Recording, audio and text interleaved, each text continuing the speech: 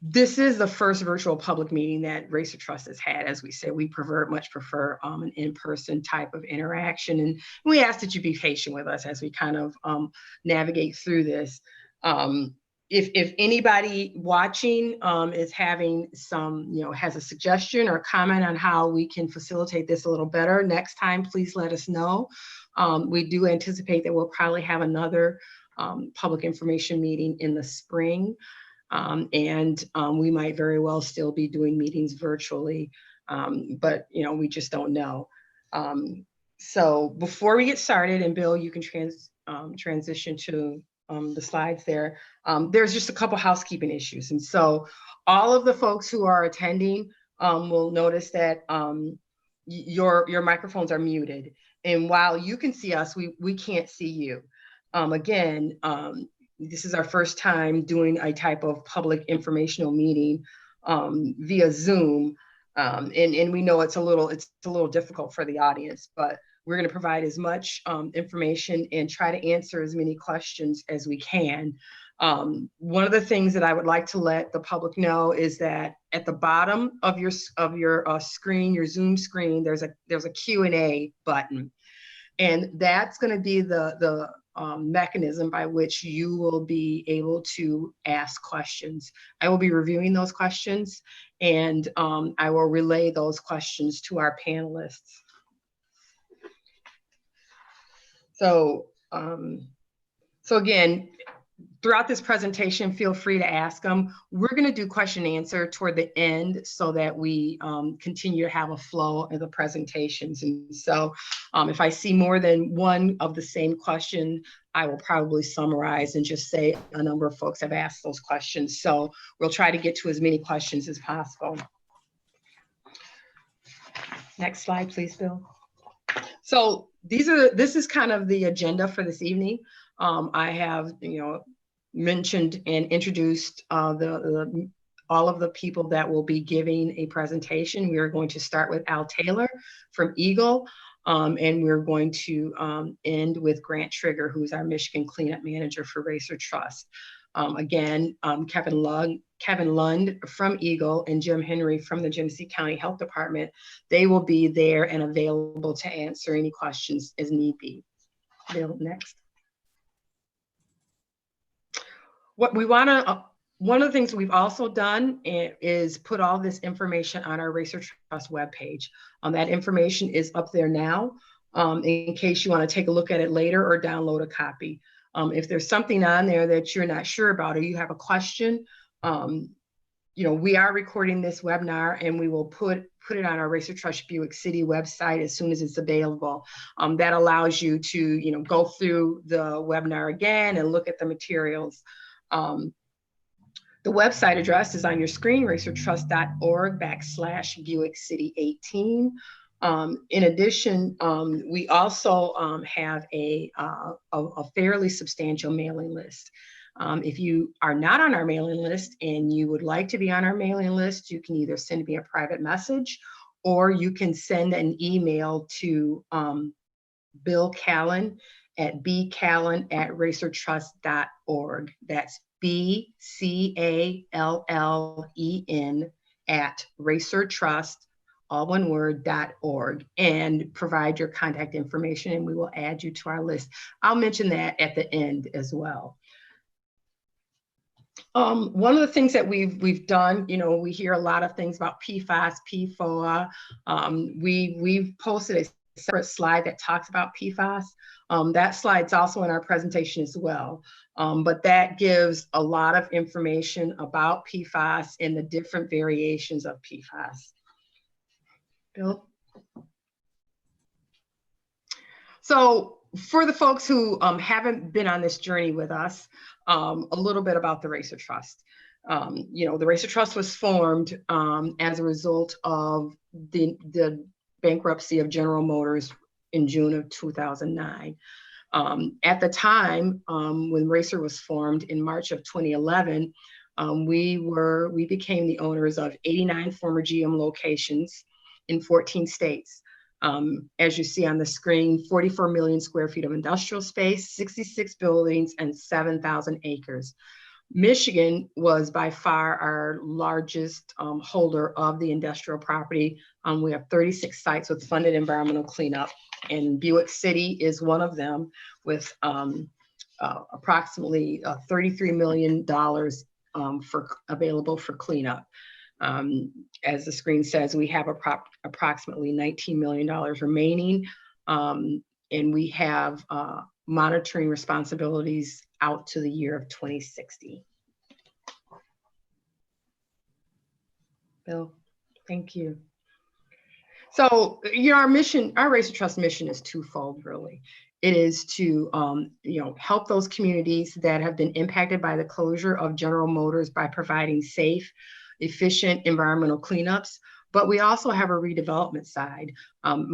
I am Patricia Spitzley, as I said earlier, and I'm the Deputy Redevelopment Manager for the RACER Trust, and I am on the redevelopment side. I'm also the Director of Government Affairs.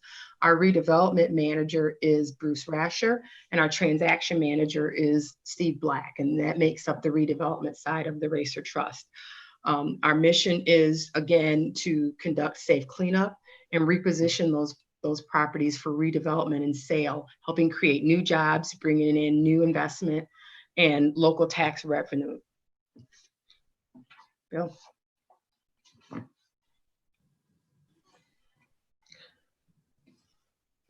So this is generally the start of the presentation, and we appreciate again your patience. The Q&A button is down at the bottom of the screen, and as we go through the presentation, we would appreciate it if you have any questions. To ask those questions in the Q&A box, and I'll relay those to the presenters. And with that, we'll tee up Al Taylor for Eagle to get us started.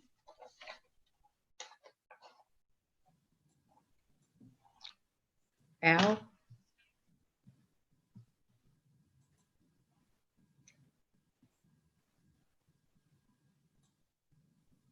Al, you may be muted. Yeah, Al, you're muted.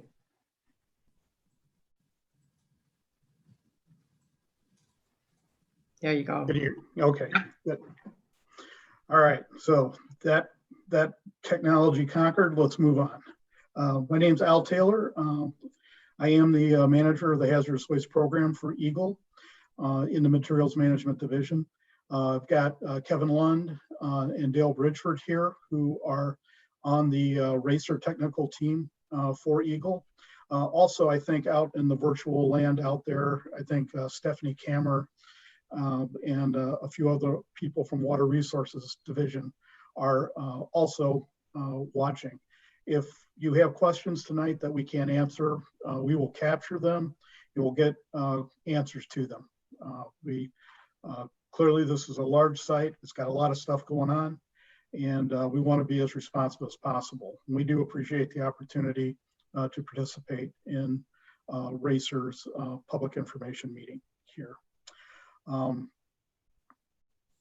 Eagle, along with United States Environmental Protection Agency, the Michigan Department of Health and Human Services, and the Genesee County Health Department are all part of a regulatory and human health team that we all work together in some capacity to make sure that RACER implements cleanup at the site and positions the site for redevelopment in a way that is protective of human health and the environment, and also positions it, as Patricia noted, for effective redevelopment, safe long-term redevelopment, protecting human health both now and into the future.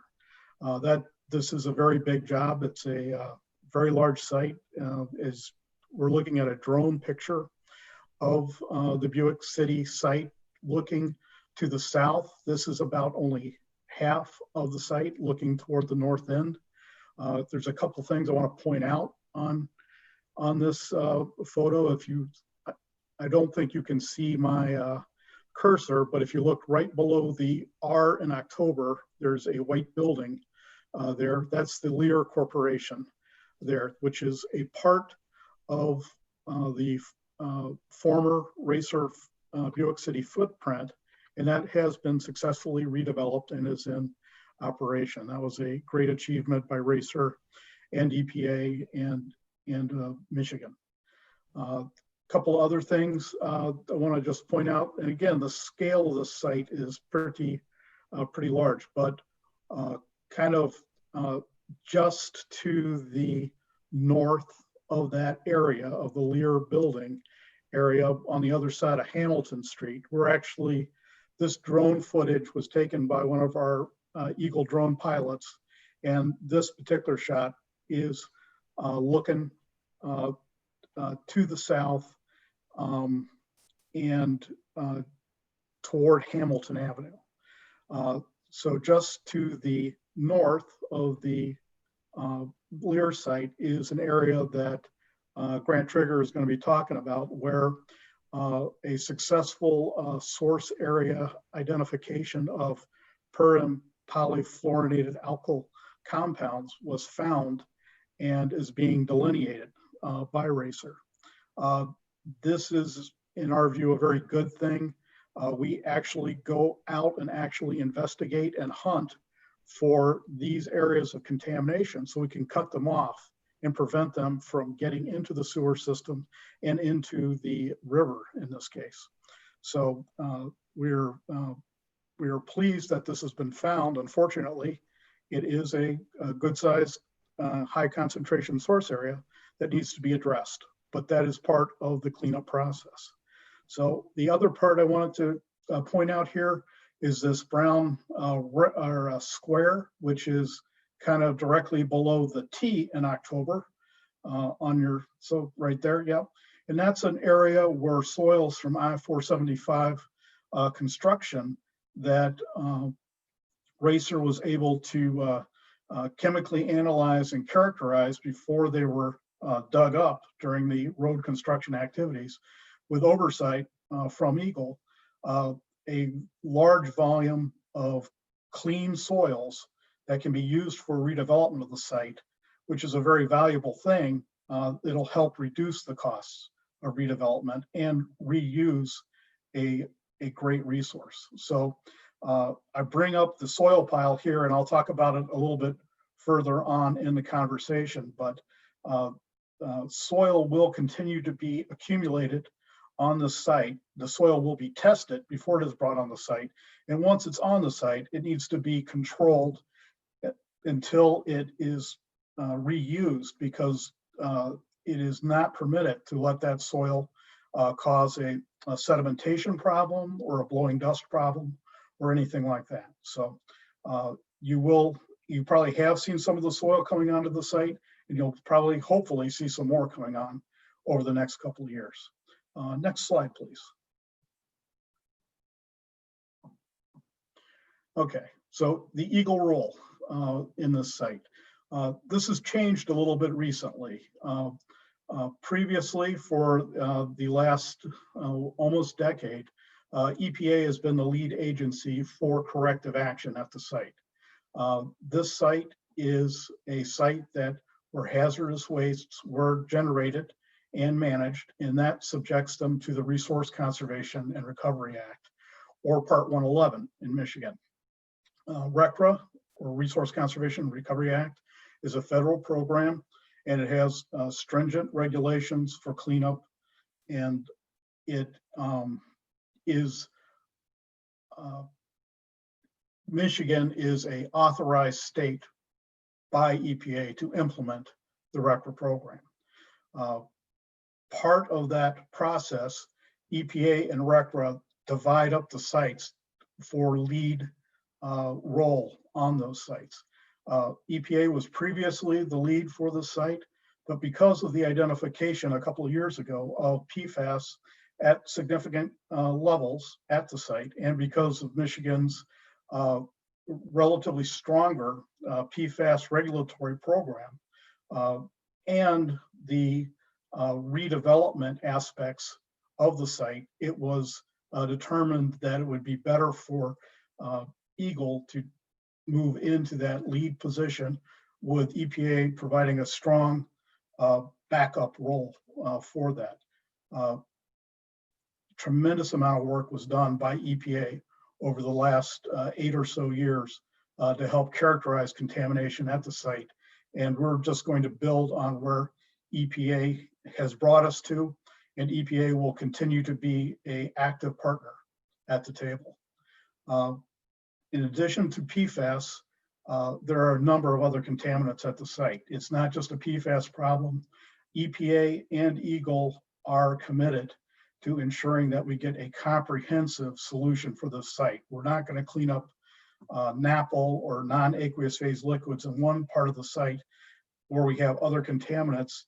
We need to have a comprehensive cleanup. That's what the people of Flint deserve, and the people of Michigan. We coordinate, as we talked earlier, with our local and state partners, including the City of Flint, Genesee County Health Department, MDHHS, and we have a number of different divisions in Eagle that we work with and will continue to work with as we move through this process, including Water Resources Division, Air Quality Division, and Remediation and Redevelopment Division, which bring a lot of expertise on the redevelopment side of this. I think that's pretty much it for this slide. Yes, thank you. We do have also a couple of websites. You can see down here, if you go to www.michigan.gov/Buick City, it will take you to the Eagle Buick City website. And we have a link from there also to the Michigan PFAS Action Response Team, or MPART site. So it's easy to get to. There's a lot of information on this site. We're committing to keeping it regularly updated. So as these investigations go on further and we get more information, we'll be populating this site with information. RACER Trust also has an excellent website to track progress at the site. So let's go to the next slide, please. And again, I just wanted to touch base on the excess soil from road construction projects. This here is a picture of the soils being tested in advance of them being dug up for the road construction project, because we don't want to bring soils that are a problem onto the site. We're remediating the site. So the soils are characterized by chemical testing and in a representative way to represent all the soils that's coming onto the site. And once they're there, they need to be appropriately managed when stockpiled for future construction. And I'm kind of emphasizing this point because I know that Flint has had a recent problem with some inappropriately managed soils that were not associated with a RACER site. But that is something that we have been doing for a while, and we're very sensitive to making sure that it's done correctly. And so with that, I'm going to turn it over to Bill Farrell from DHHS. Thank you. Thanks, Al. Hi, everybody. My name is Bill Farrell. I'm a toxicologist with the Michigan Department of Health and Human Services, and I also manage our environmental site contamination unit. And I just want to talk briefly about the role of public health. And when I say public health, I mean both the state health department, MDHHS, and the local health department, in this case, Genesee County. So basically, the health agencies, the public health agencies, are there to provide public health support to these site investigations. Some of our roles include understanding the health concerns facing your community. We develop plans to investigate and address potential health risks. Eagle is the lead site investigation agency. So they basically are responsible for leading the investigation, doing investigation work. We, local health departments, DHHS and the local health department, lead the public health planning and response. So we provide the public health support. We evaluate the chemical exposures to residents in the community, and we recommend public health actions as deemed necessary. So with that, I turn it over to the next speaker. Thank you. Thanks, Bill. This is Chris Black. Can everyone hear me okay? Yes, Chris, we can hear you. Great. Yeah, so my name's Chris Black. I work for the US EPA. I've been working on this Buick City site for the last decade. I just have a few slides here kind of explain EPA's role. We're providing technical and regulatory support, as Al has mentioned, work together to come to conclusions about some of the decision making out there. We also provide oversight and kind of communication of policy and technical issues. So I just popped up a couple pictures of looking at the previous remediation system. It's a multi-phase extraction system that was previously in place on the south end. And the bottom photo kind of shows some drilling operations. Next slide, please. Whoops, back up, thanks. So yeah, so what is record corrective action? Basically, I just wanted to show the facility as it was operating, and then just the slab on grade after the demo. So demolition was completed around 2011. And since that time, various actions have been going on for record corrective action cleanup. So what is record corrective action cleanup? Next slide, please. So here we just lay out the basics. We have some acronyms and how it works. There's an RFI, which basically looks at what is there and where is it in terms of contamination. There's the CMS or corrective measure study, says how are we going to clean it up? And then there's the CMI, which we put the plan into action. So in the interim between the CMS and the CMI, we go through a remedy proposal. In this case, EGLE will do it, and then people get a comment on the proposed remedy. Then a final remedy is issued, and then it's put into place. So let's take a look at what we have here at Buick City. Next slide. So currently, like Al had said, there's a termination of the EPA agreement and a transfer over to Michigan EGLE, sort of the graphic on the left. So there's a handoff that's taking place. Termination agreement of the previous order took place in August. The sign off of it was a multi-month kind of negotiation to have that completed. While that was happening, Michigan worked with RACER and EPA to come to an agreement on their Michigan order. The acronym is CACO, Corrective Action Consent Order, or CACO. They announced that the end of August. So currently Michigan's in the leading role, like Al had mentioned, and EPA's more in a support role. So where are we at the site? Next slide, please. There's the same map on the right, which is a topographic map. North of Leith Street is what's called the north end, and south of Leith Street, the south end. That's kind of the dividing point.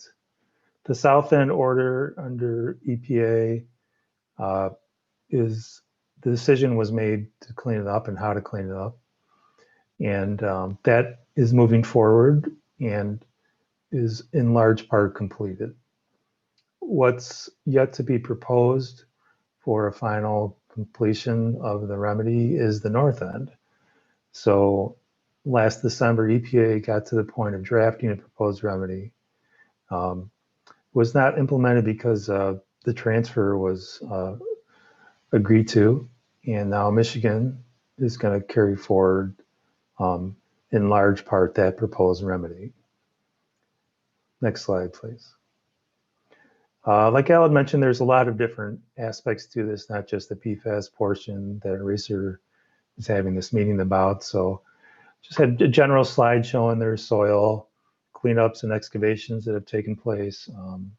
Storm sewer picture shows a bulkhead, which is kind of a concrete plug to prevent the storm sewer discharge to the river, groundwater sampling, and the acronym there is LNAPL, light non-aqueous phase liquid. So we want to be able to address that. And the picture is a boom in the river from an outfall. Next slide, please. Particularly one contaminant that's emerged there at Buick City is these PFAS, the per and polyfluorinated alkyl substances. So it's really a group of chemicals, and they are persistent in the environment. And like Al said, Michigan's ahead of US EPA in terms of how and it's regulated. So they've developed more numbers and more stricter numbers, which they're certainly able to do. They have to be the same or stricter than the feds. So this PFAS was discovered about 2018, so it made a difference in some of the cleanup decisions at the site. In terms of be able to dispose of soil that's excavated, there's a question of what landfills will accept.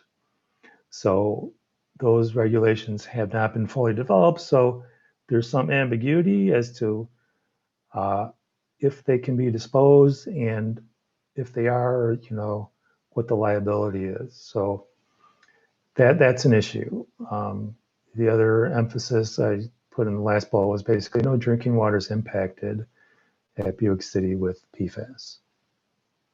Next slide. So what's ahead? What are we looking at going forward? EGLE will propose the North End remedy. There'll be a public comment period. EGLE's CAECO has a public interaction plan that RACER has submitted, and they need to follow that as per the CAECO. Like Al had said, there's more than just PFAS. There's different constituents and contaminants at the site that need to be addressed. Next slide. So our goal is to work with EGLE to come to the right remedy decisions that protect human health and the environment. We want to be effective in terms of making sure everything's safe for residents. And the cleanup standards focus on industrial reuse. So they'll be cleaned down to the point to where industrial reuse would be safe. So those are our basic goals, and that's a brief summary of where we're at from EPA's point of view. Now I can turn over to RACER and Grant Trigger.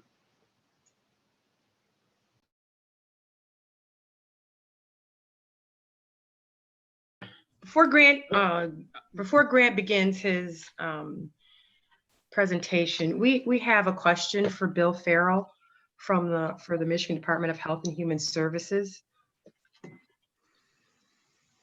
The question is, how is MDHHS providing public health support, and what specifically is being done to monitor and or prevent chemical exposure from Buick City on surrounding residents? Bill, if you could provide comment on that question, please. In terms of what we're doing to provide public health support, I work and our toxicologists work at PFAS sites across the state. So one of the first things we do is to identify potential pathways of exposure that residents could have exposure to chemicals associated with a particular site.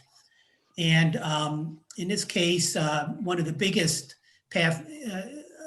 most significant pathways of exposure potential concern is the drinking water pathway. So for this site, as well as other PFAS sites and sites in general, we try and identify any residential wells that may be near a site and may be at risk. And if we do identify residential wells, we sample those wells to determine if people are being exposed to chemicals. Now, another exposure pathway that we look at and we try and identify if there's any potential concerns is, for example, the DHHS's Eat Safe Fish program, where we do sampling of surface water bodies. We collect fish samples, and this is done in conjunction with both Eagle and DNR, other agencies, to collect fish samples and analyze those fish samples for specific chemicals that could be associated with a particular site. And then based on the results, basically evaluate the results and determine the need for fish consumption advisories. And there's the Eat Safe Fish program, which has consumption advisories for surface water bodies across the state, including surface water bodies near the RACER, the Buick City facility. So that's gives you kind of some examples of how we provide the public health support. Thank you, Bill. I Bill, appreciate that. One other question. there was one follow-up to that, Bill. In addition, this individual asked what chemicals are being monitored for such exposure. So I guess looking for some specificity. I was getting there, Bill. Okay, we're Well, a team here. It depends on, it depends on the chemicals that are present at a site. And so, like I said, we have sites where we've analyzed for PFAS, but we've also had sites where, in addition to PFAS, there's been other chemicals that have been released into the groundwater. So if we did residential well sampling, we would sample for all the chemicals that have been potentially released from the site and introduced into groundwater. So. Thanks, Bill. Yeah, Bill, so there's not I just want to follow up with that just so we can move on. There's not a specific chemical that we're monitoring for on the Buick City site from a Department of Health and Human Services standpoint? From the site itself, no. Okay. But again, we've got the Eat Safe Fish program where we're doing. Thank you. Grant, please. yeah, thank you. And I guess the first thing I want to note is, again, our appreciation that members of DHHS, EGLE, EPA, and Genesee County Health Department have joined us this evening to help answer questions and also to sort of share with the people who are watching the fact that this is, there's a lot of people who have a role in trying to address the issues at the site. And without the support of the agencies, there's much of what the trust has to do wouldn't be possible. In addition, they really provide the standards and the conditions that we have to meet to address our obligations and get to closure on the site and to prepare it for redevelopment. So with that, I want to touch base briefly. We've looked at this a little bit earlier. Those who've seen this before recognize the site adjacent to the Flint River. It's over 2 miles long from the Spiralwald location at the north end near Pearson, all the way down to the Lear Corporation site south of Hamilton Avenue. It's over 413 acres and a lot of issues that have to be addressed on the site. And while I'm going to touch base on a couple of those, we'll spend a little bit more time on PFAS than anything else because it has become the dominant environmental remediation challenge at the site. The other thing I wanted to comment on is I'm going to try to avoid using too many acronyms. We frequently refer to PFAS, which is PFAS. That's a generic term for thousands of chemicals. And so frequently in the conversation, you're going to hear PFAS. Well, if you get into the details and look at some of the data, you're going to see other acronyms. And the three that you see most frequently in the data, and these are in the reports that are posted on the website, is PFOS, PFOA, and PFHXS. And those are acronyms for long named chemical substances, which I can't always remember all of them, but they're basically polyfluorinated alkyl substances. Some of them are acids. There's a lot of details associated with that. And for purposes of our site investigation, some of those details aren't important. We need to find out where these are and what we're going to do about it.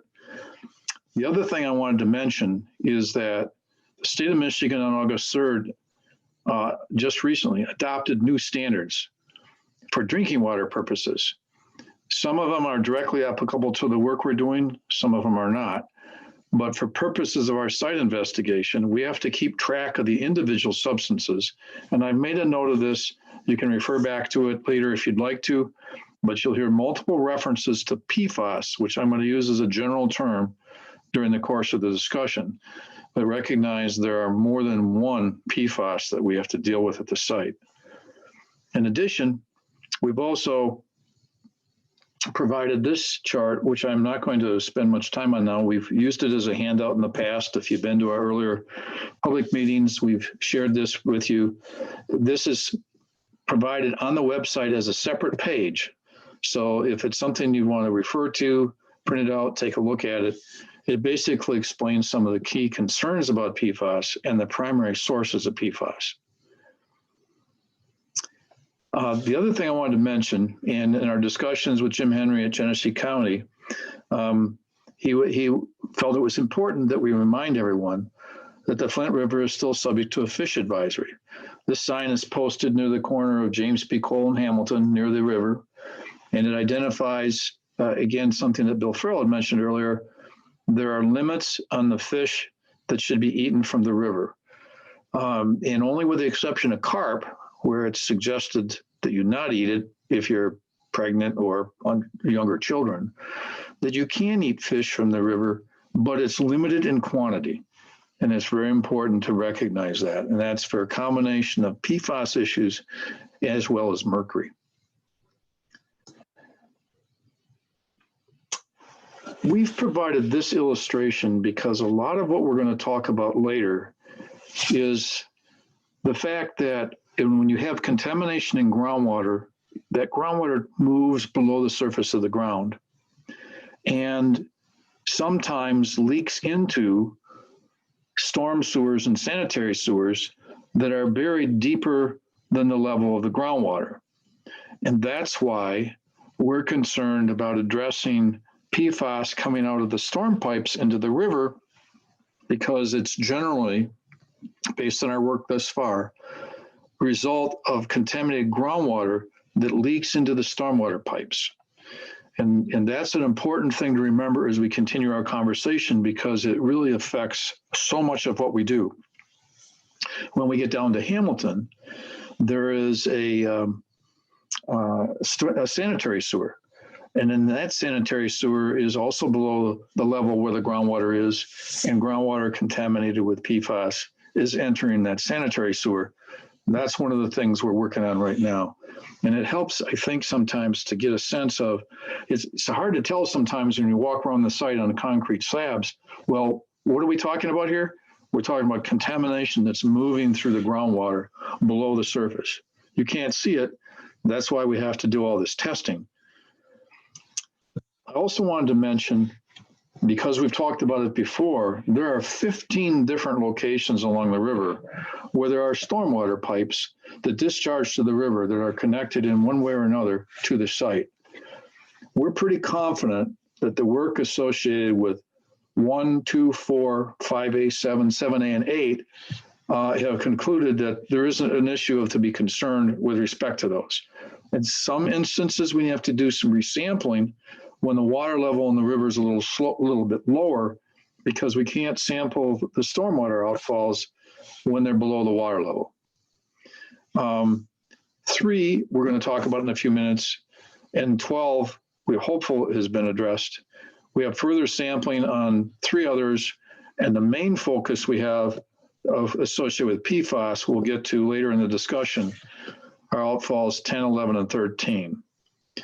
Now, the other thing I wanted to do here was mention that we're going to get to a slide that talks about the outfall locations, but to Chris Black's comments about the history of the work at the site, these orange areas are areas of LNAPL. That's basically oil below the surface.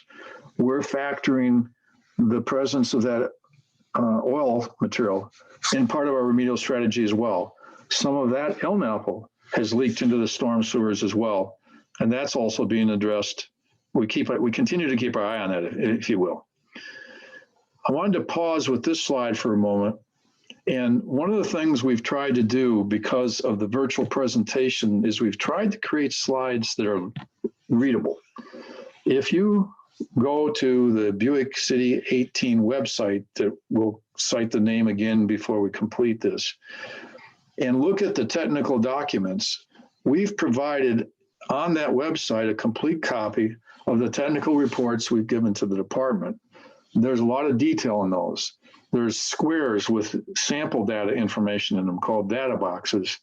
And it's really difficult to present those on a computer slide. So as we go through this discussion, I'll try to explain a few of these things, but every place where there's more detail in those technical reports that are posted on the website.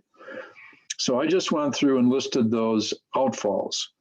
And you can see they go along the river from outfall 1 to the north end, all the way down to 13 at the south end. And that prior summary I mentioned lists a status of the work we're doing with respect to those. The one that we've spent the most time on, and if you've been by the site, you've seen the construction crews at work. We've installed a new storm sewer along Industrial Avenue, and we've installed a new one from near the railroad tracks over to Stewart. That's part of what we refer to as the 003 reroute. And I'll explain that in just a moment. I want to comment on the status of the completion of this work. As we installed the storm sewer approaching Stewart Avenue, we discovered by doing a utility investigation and calling Miss Dig that there is an existing pressurized gas line in Stewart Avenue that connects to another gas line on Industrial Avenue. That line was so close to one of the manholes, we couldn't touch the manhole that we had to do the work in until the gas line gets relocated. And you should see on site, I haven't had a chance to drive by the site for about a week. The Consumers Power is going to do work now in the intersection of Stewart and Industrial. They have to discontinue that gas line and reconnect along Industrial. So there's going to be work that will include street closures for the next couple of weeks. When they complete that work, we will be able to go back in and connect this stormwater line to the stormwater line in the middle of Stewart and the stormwater line that we installed coming towards Stewart near Selby. So we'll have some street closures and work going on in the street, probably through the end of November. Our goal is to have all this work completed by the end of November. That will complete the reroute of Storm Sewer 003. Now, why is that important?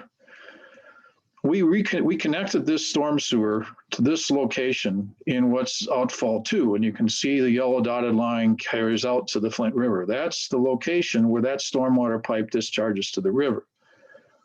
When we did some testing, and we reported that in our July update, and I think we had that information available, some of it available to us in our last public meeting. When we connected this sewer, we disconnected an old pipe. And after we did that, we sampled next to the railroad line, and there was non-detect for PFAS.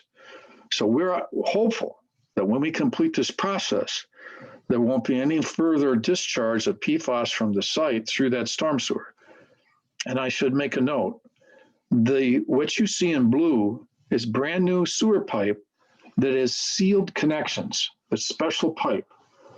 Those pipes are designed so they can't leak. That is, the groundwater can't leak into them, because parts of this, that stormwater line is buried 6 to 8 feet below the groundwater level. So there's the potential for that groundwater leak in. It was leaking in the old sewers. It won't leak into new sewers. At least that's what the expectation is. Now, why is this called a reroute? What you see here in red is the existing stormwater line that starts in the city of Flint. And let me back up for a second and show this area. What you see here is a portion of the city, all the way out, at least as far as Saginaw, that is drained through the city, lots of the residential area, it's drained through the site. So when we looked at doing this reroute, we had to plan for and work with the city engineers on a plan that made sure that when we did that, we'd still be properly servicing a large portion of the city. So now what's going to happen is when we complete the new sewer, all the stormwater from that part of the city will be routed through this area and through this, and the red area is going to be completely abandoned because that old storm sewer leaks. Some of the El Napo we've talked about gets into that storm sewer, gets to the river, and the PFAS gets into it and gets to the river. So when we complete the abandonment of this line, we'll be resampling that yellow area that goes out to the river with the hope that there will no longer be a PFAS issue in that section. It's uncertain if it'll be a complete remedy until we do that resampling. But that's the main reason we're doing that reroute, is so we can abandon this storm sewer and it'll no longer be a pathway for either El Napo or PFAS to get to the river. Now, what I want to do is talk a little bit about another issue, just to let you know some of the things we're following up on. There were a couple locations on the site where we have lead impacted soil. And we mentioned that in our July summer report, and you'll find that on the website as well. And what we have to do to define that area is we have to take additional samples. So when you see squares here, those are sample locations. And if there are white squares, the samples were good. The lead was below applicable criteria. Where you see the black marks in the squares, those are still above criteria, and we have to continue to evaluate those areas. And that's in the soils. Now, so we've got some soils with lead in. Well, is that important? Basically, we have to control access to that during construction. But the question is that causing any contamination in the groundwater or the river? So the circles represent groundwater samples. And in this instance, we went out and did additional sampling, testing for lead, looking down gradient. These arrows show basically the direction the groundwater moves. So if you have lead here, it would move basically where my arrow is moving. And so we sampled all these locations, and it was not detected above criteria. Most of those are non-detect for any lead. So while we have some lead in soils, it does not move through the groundwater and cause an issue on the site, in the storm sewers, or in the river. So while we have lead on the site, it doesn't impact the river or any drinking water. And again, the details on those samples are in the reports on the website. Now I'm going to pause for a minute, and I would invite either Al or Kevin, if they'd like to comment a little bit here, on one of the other things that we're spending a lot of our time preparing for. This is a hypothetical concept. If we had a large building proposed here, say about 1 million square feet, how would we plan for their stormwater management when we just closed off the stormwater line that crossed through the site? Well, this shows that we provide an opportunity for them to connect to the manholes in the storm sewer. So they put this building up, they have roof drains that can be connected directly to that new storm sewer that we installed. They can also drain any parking lots there. That's part of what we're planning for. The other thing that I wanted to mention is we've identified a couple of locations where we have some impacted soils. So what we tried to illustrate, again hypothetically, is if you were anticipating a building being constructed here, how would you manage installation of the building and accommodate, for example, some impacted soils? We develop a plan with the department that has to be approved by the department that allows the development of the site, the contractors working for the developer, to move the dirt around on the site, excavate foundations, build parking lots, those types of things. We're planning for those things so that when we have somebody who wants to develop the site, we can know and understand the conditions in the site, and we can help communicate that to the new users. That's what we did with this American Spiral Weld. We worked with them, shared the information with them, new construction, new building, new jobs for the community. The same thing with Lear Corporation on the south end of the site. We shared the information we had, We worked with them on utility location issues. And while they have purchased and developed those sites, we are still working through our final closure issues on the entire site, including the properties we've sold. So even though we've sold them, the trust is still working to final closure for the property, even after it's been sold. That allows us to sell the property and put it back into use, bring some jobs in, and still work on the environmental issues on the site.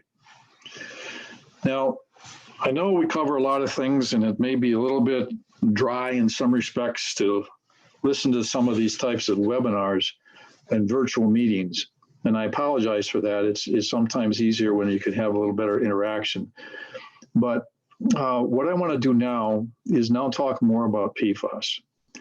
And for those of you who were at some of our earlier public meetings, you may recognize this drawing. One of the first things we did after mid-2018, when we first found PFAS on the site, was, okay, if there's some PFAS on the site, where could it come from? Where else could it be?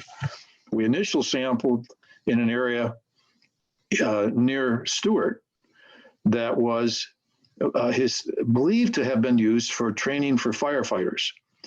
So we sampled an area and we did find some PFAS. And in those days, the methods you used to sample for PFAS were still being developed.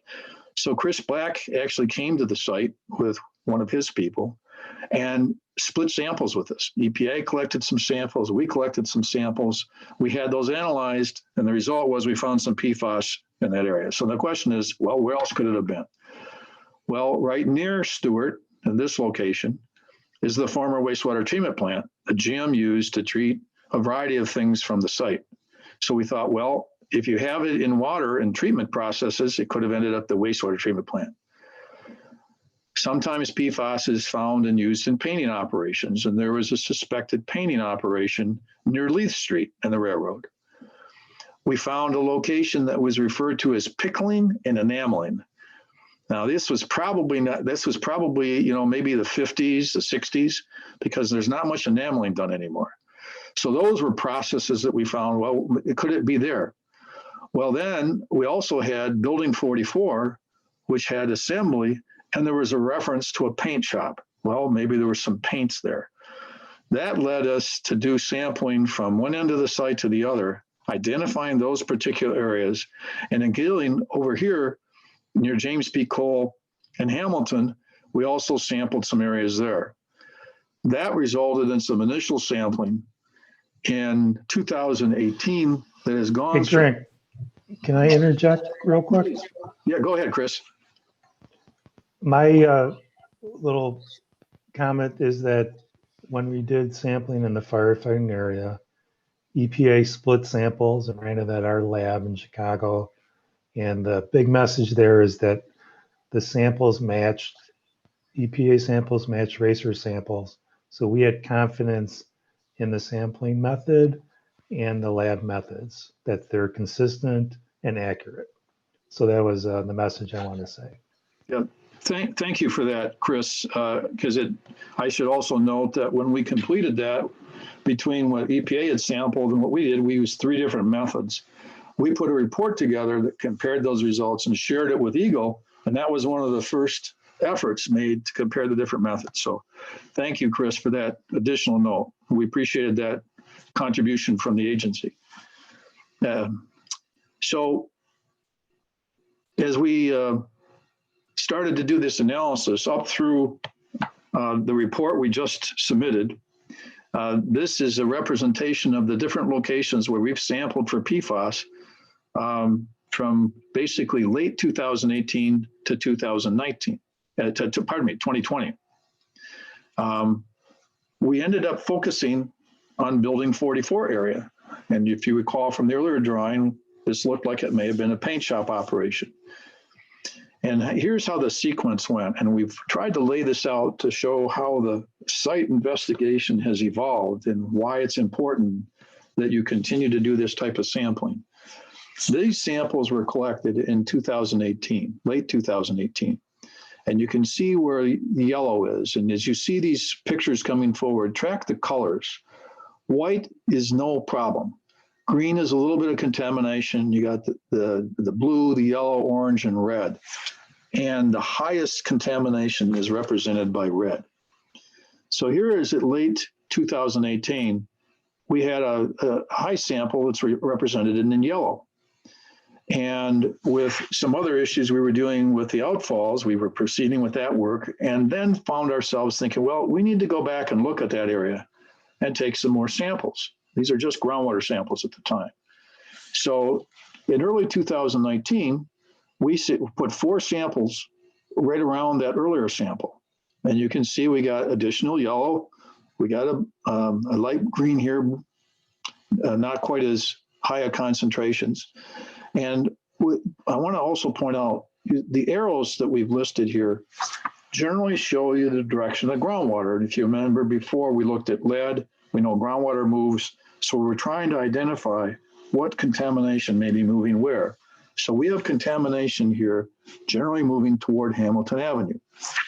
So in early 2020, we went back out and sampled this area again.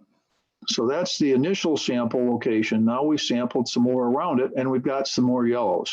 These are over 10,000 parts per trillion of PFAS. So we still haven't found where it ends, because where it ends, you'll have a white circle. It's below criteria. And interestingly here, while we've got some higher levels here, we've got wells south of Hamilton that don't show contamination.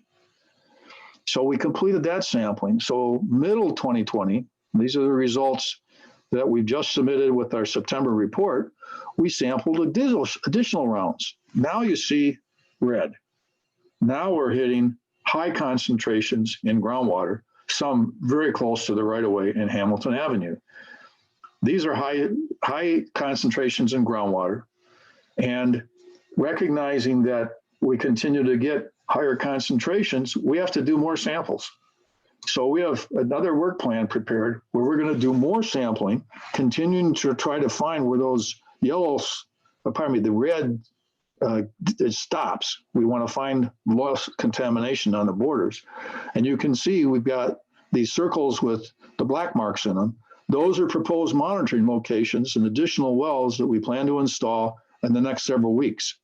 And we're going to put more south of Hamilton within the Lear property, some in the right-of-way, some in the Lear property. Now that's all the groundwater samples. So now I want to show you what happened with the soil samples.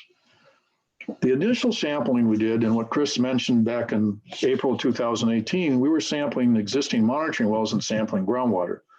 Well, now when we find higher levels of PFAS in the groundwater, the question is it in the soils? So we sampled for soils in middle 2019, late 2019, and found over 10,000 parts per trillion in soils. Now, again, the question is that the end of it, or is there more?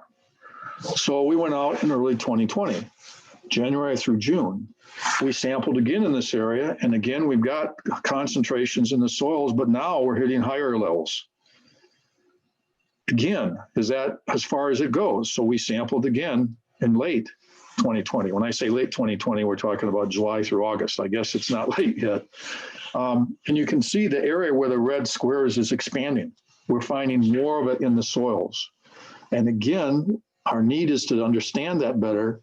We've got additional soil samples scheduled going further around this area, trying to find where that soil contamination continues. And what's interesting is you can see as you go to the railroad tracks, we have one that's below standards.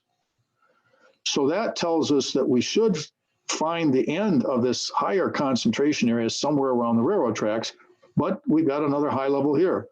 So we've got a sample in here. And what these drawings show is the progression of the site investigation and how our understanding of the site grows as we do additional sampling.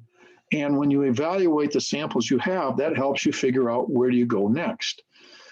And here's what's interesting. You can kind of see it, but we wanted to draw this parallel.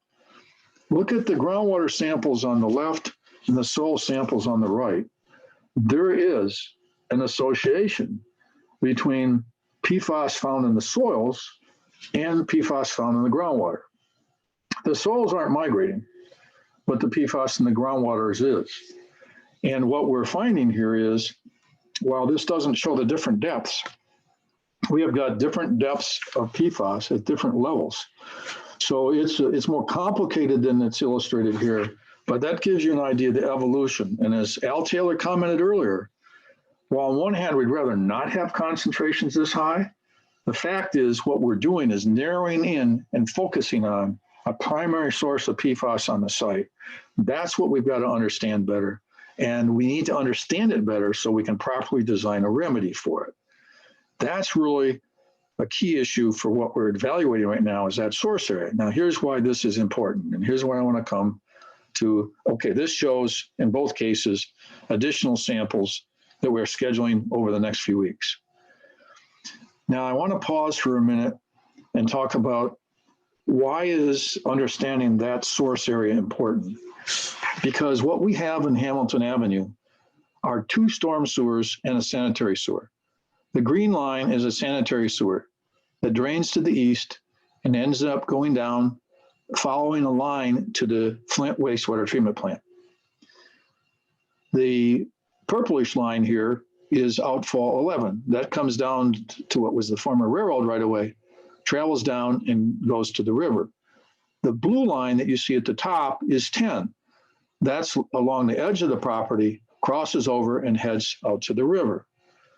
So if there's contamination in the groundwater, and you see the arrow again, the arrows showing generally the movement of the groundwater, is the contamination in this area a source that's getting into the sanitary sewer and the stormwater lines. And here's what we learn when we take a look at the location of the storm and sanitary lines. We have Hamilton Avenue. This is, if you would imagine you're standing on the west end of Hamilton and you're looking to the east end of Hamilton, we have the Building 44 area and the high concentrations of PFAS, and the groundwater is moving from north to south. Now, we don't have contamination in some of the wells on the Lear property. We're going to do some more tests down there, but right now, we don't show it up.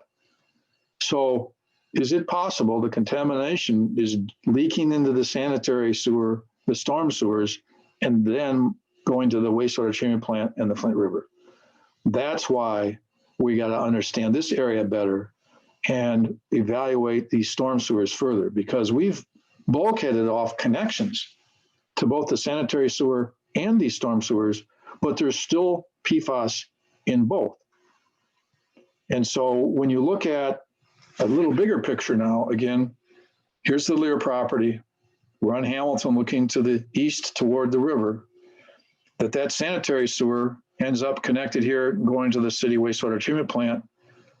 Outfall 11 passes through here, that's a storm sewer does, and it ends up at outfall 11 over here.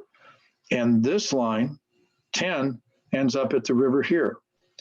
Now, we've bulkheaded, blocked off connections to that storm sewer from the property. We've blocked off connections to the sanitary sewer, but we're still finding PFAS in the sanitary sewer and getting to the river. So this week, we have a plan that we've worked out with the city of Flint, which we were going to come down and bulkhead that entire sanitary sewer. Now, why is that okay? Nobody's using that sanitary sewer right now. To the extent it serviced the site, it's not being used.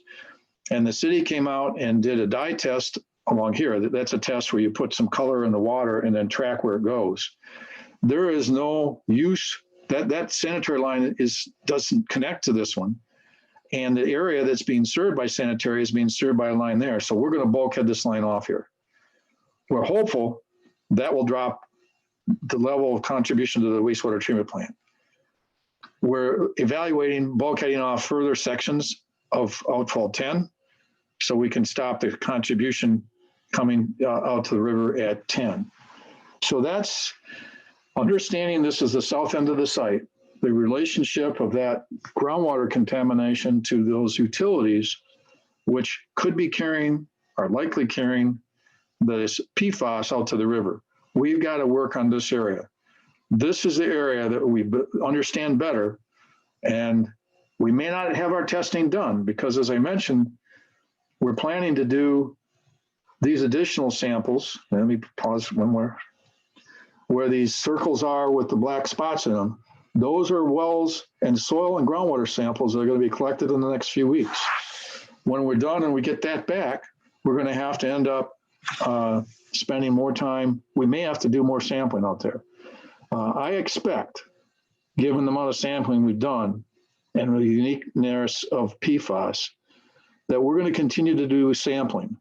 But our goal initially, and this is Al's point, it's good to find a source. We've now got to get in there, define it, and determine what's the best remedy for it. We can't figure out the best remedy for it until we understand it well enough. Now, Grant, there's a question. One of the attendees asked, do you have a clue for the source of the contaminants? And they also made a comment that it seems like a slow process of investigation. Can you touch on that, particularly the slow process of investigation and why this is, appears to be taking a long time? yeah, both very good questions. Let me come back to the sequence. Whoops, what's going on here? Oh, there we go. For some reason, how do I get back to presentation? Oh, here we go. The arrows are, oh, there, the arrows are back. Very good. Now we got it. I'm over 40, so bear with me. The reason we showed this is that didn't happen overnight. And if we go back to these samples, when we originally took those samples, we didn't know which direction to go to determine where the next sample should be. So you come out now and do additional samples. Now what you've found is the red samples are on the east side, they're not on the west side. So where your next sample is going to go, you go further to the east and you find more red. So what are we going to do next? We're following that path and we're going to do the next samples in the location that I've identified. So this isn't something that happens overnight, and it's a succession of process. You have to do one thing to follow the other. It's kind of like you're following breadcrumbs. And remember, you can't see the groundwater, you can't see the contamination, so we have to go out and put samples in and evaluate the samples to figure out what happens next. PFAS samples are expensive, and the laboratories have had so many requests for samples, sometimes it takes 3 weeks to get a result back from the laboratory. So it can take us, just working as quickly as we can, getting samples collected in the field and getting into the laboratory, it can take 4 to 8 weeks to get one round of the samples in, evaluated, and figure out what to do next. So this is not a delaying process. This is following the breadcrumbs. And as I said, once we get these samples, the best result right now, where these little squares are with the black spots in them, is if we found a bunch of greens and white. That would tell us that the principal contamination is here. But if we get more red, it may go further. We have to find the edges of the concentrated contamination. And you can't do it with one set of samples because you don't know which direction to go. You follow the lead, you follow the breadcrumbs. And that's all right, this is the soil samples. The same thing is true of the groundwater samples. So the reason that, frankly, we've broken this down in pieces is to show you that, okay, we found something here, we got to evaluate it further. Because remember, go way back, we had one sample location. We sampled in 4 ways around it. Well, what do you do next? Well, we haven't found all of it yet. Let's sample further. Well, we've got yellow moving to the east. We sample further to the east, we find the red. So if the yellow had been moving more to the west, we would have sampled more to the west. But notice the samples to the west, light green and blue and some white, This isn't the edge of the contamination. The contamination is going this way. And we wouldn't know that until we put the succession of samples together. So this is it really is a mission to understand what you can't see. You have to collect the samples, evaluate the samples, and start drawing pictures like this, and that helps you figure out where you go next. So I'd like to be able to say to you that we went out and figured out, hey, what we had to do is put a whole bunch of samples in, but you don't know which way to go until you collect the last set of samples. And that's why there were so many different samples and why it's taken this long. Remember, April of 2018, we sampled again in 2019.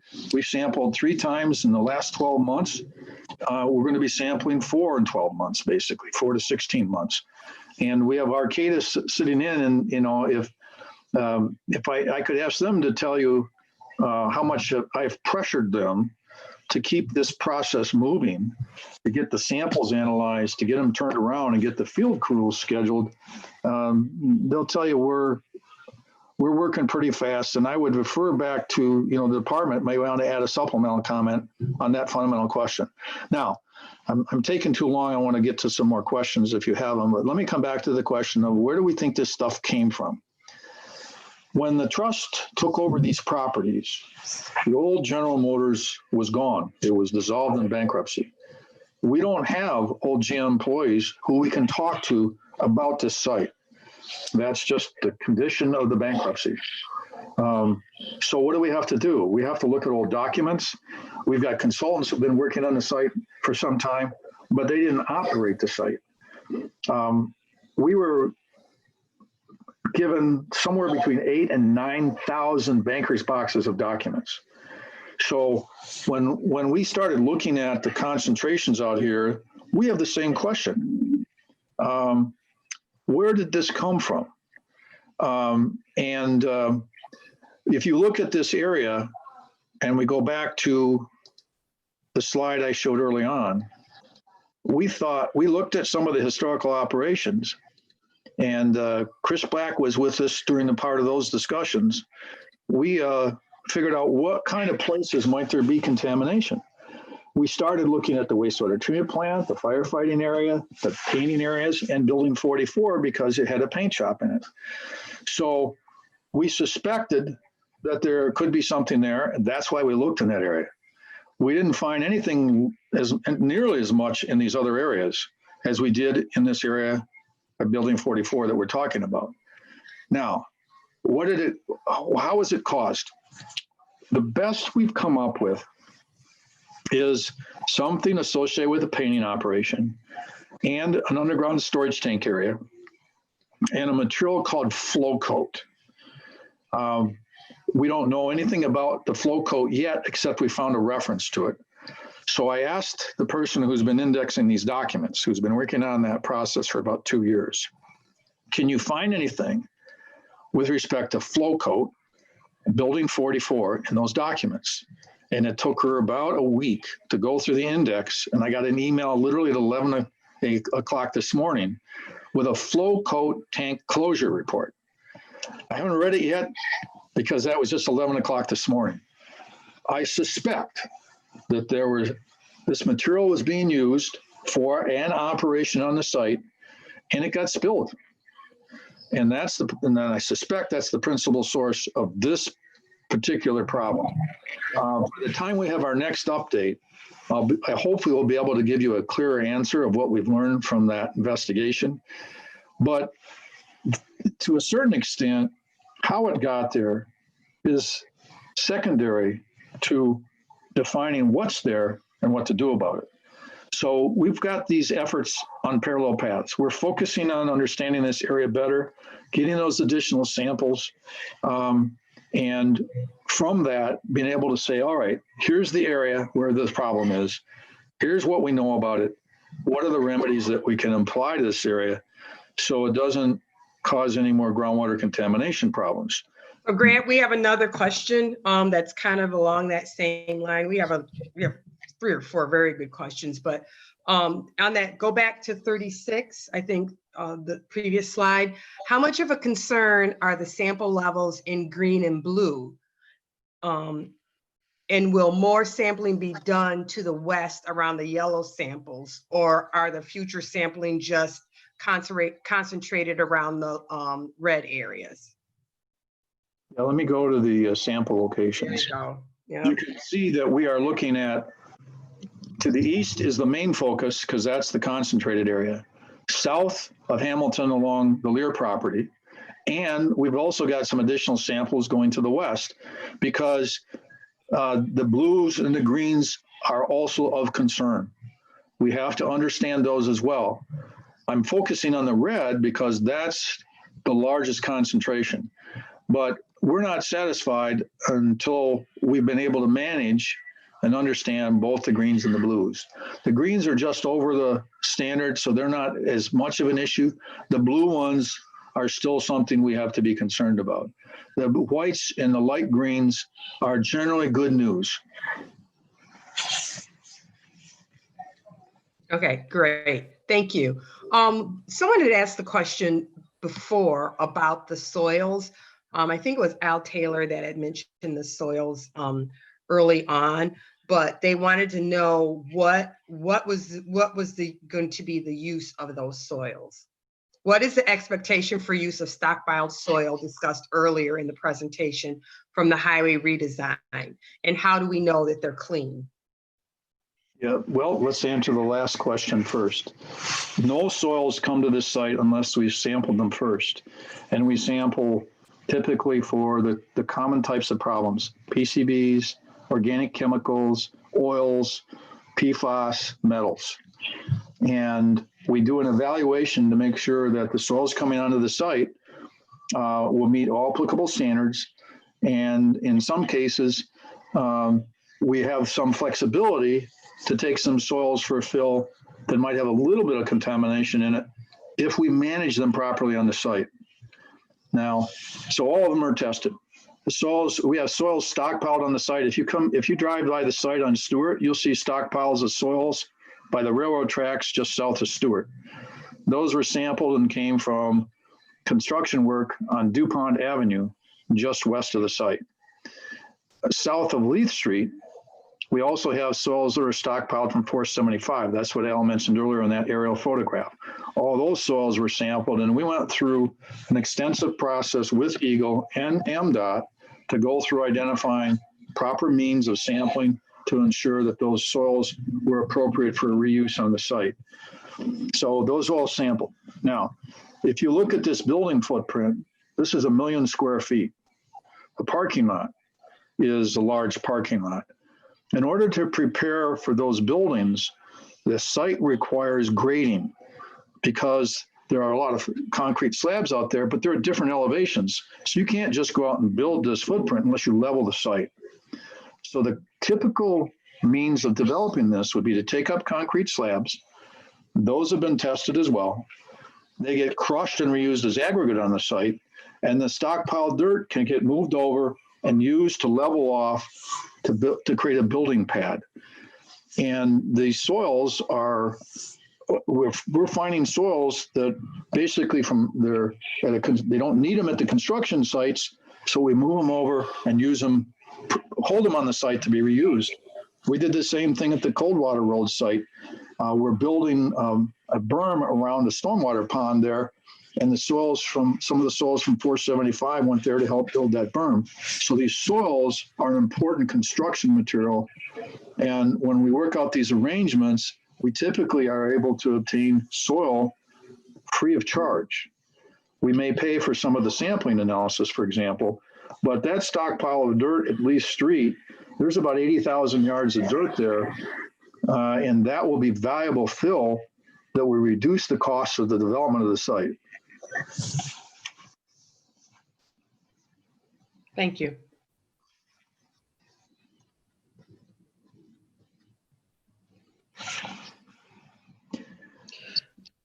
So that's by and large the summary of my presentation, I think. Yeah, and Grant, thank you for that.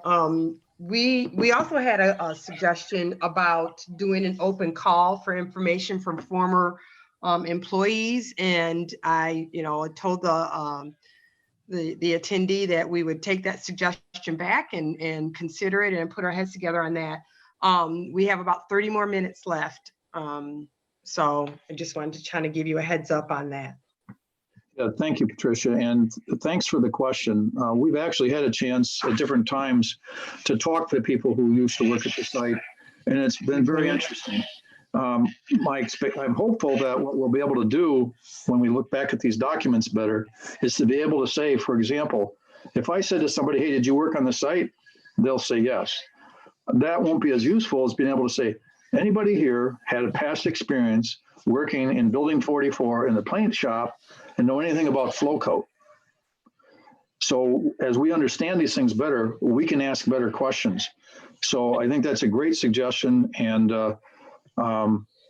we'll follow up on it. Okay. Carry on. So in terms of the slides, that really pretty much was the end of the things that I wanted to talk about today. I think from an overall schedule perspective, that as I mentioned before, we hope to have that reroute completed by November. We'll be doing some sampling to after that reroute's completed. Those results will probably be around January, February time period. The samples we're taking in the area of building 44, this is, goodness, it's almost November. I'm guessing, again, we're probably looking at more data January, February. So I would anticipate we would do our next update somewhere in the March, April timeframe. I'm anticipating that with the winter conditions, it's likely that would also be virtual. So to Patricia's point earlier, if there's something about the way we've done this that you suggest we do differently or better, we're rookies at this using the virtual process. So please share that information if you would. And I'm anticipating, as I said, probably a March into April for our next opportunity to do this. And I guess I also, again, want to thank the agency people who are here. And if you have other questions, don't hesitate to pose those, that you might get an opportunity to get some input from our agency representatives tonight too. The trust continues to be committed to the transparency process to explain as well as we can what we're doing and how we're getting to where we're getting. And we're going to continue to do that.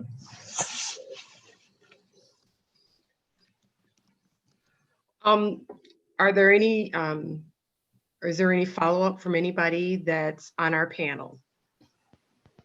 There's a Q&A question about Mahindra. Yeah, I was typing it. I'm getting there. So Okay. I'll read the statement that I have here. So instead of typing it. Okay. So we got a question that asked, what is the status of the Mahindra Corporation's interest in purchasing the site? And that is a redevelopment question. Since Mahindra Automotive North America announced it signed a letter of intent with the RACER Trust to purchase a former GM Buick City property in Flint, RACER has continued to position the property to be development ready.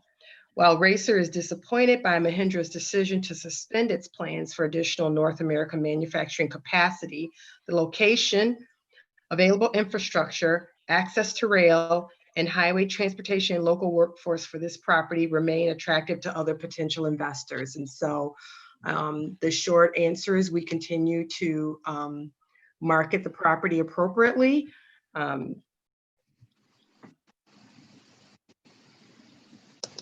Are there any more questions? I think that was the last question that we had. I'm just typing, doing my little, okay, that was the last question we had. I guess what I would... I do want to add, Grant, that the decision by Mahindra to suspend its plans for additional North American manufacturing was based on the global economy and did not have anything to do with the site. Yeah, we sort of tracked a number of things, and India's got their own COVID issues and the economy together. It's unfortunate for us because I think there was a tremendous opportunity here. But our view is we keep doing our job, we keep doing our work, there will be another opportunity, and maybe India comes back. And I just wanted to come back to this slide as a reminder that as we go through this other work, we are very mindful of what we have to do in the event that we have a proposal for development of this portion of the site. And the plans that we need to have in place, we're continuing to work on so that we'll be as ready as possible. If somebody wants to develop this site, we say, hey, that dirt, you can use it. This is the plan, how to do utilities. Here's how our remedy fits in with what you're doing. That's what we're prepared to do. That's what we're supposed to do. And we will be ready. So I want to thank everybody for who signed in onto the virtual meeting. I know this is not the ideal, but we at RACER Trust, we have committed to being transparent, committed to providing updates on a regular basis. And while this is not our preferred format, the COVID pandemic has required a number of people to reimagine how they do public comment and public outreach.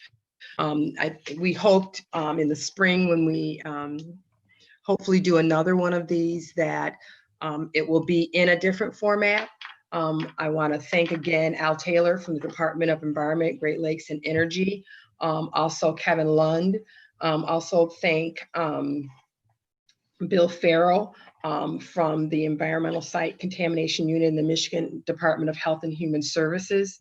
I would like to thank Chris Black from the US EPA Region 5. I would like to just thank Bill Richmond because he's the savior of the day for his technical experience and keeping us on track, and thank the RACER team and everyone else for participating this evening. I want to remind everyone that the information is on our RACER Trust webpage. And if we can try to put that back up real quick, Bill, racertrust.org/Buick City 18. The presentation will also be on there along with these slides. I also, for the folks that are on here, we have an extensive mailing list. And if you would like to be on the mailing list, please reach out to Bill Callen at racertrust.org, BCALLEN